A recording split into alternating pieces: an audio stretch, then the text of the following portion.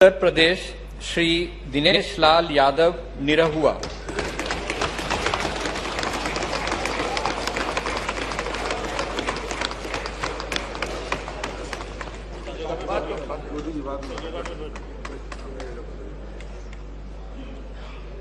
आजमगढ़ की जय हो।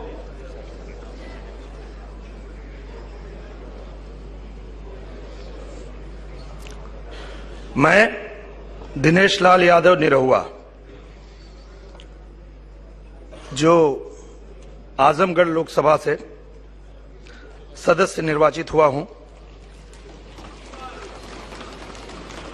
ईश्वर की शपथ लेता हूं कि मैं विधि द्वारा स्थापित भारत के संविधान के प्रति सच्ची श्रद्धा और निष्ठा रखूंगा।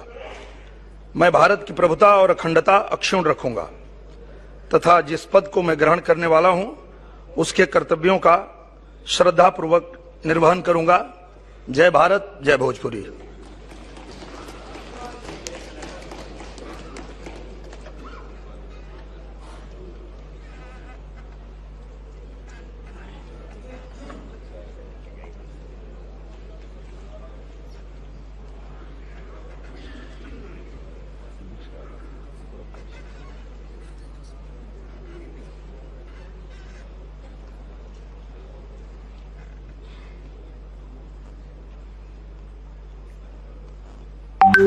वेस्ट बंगाल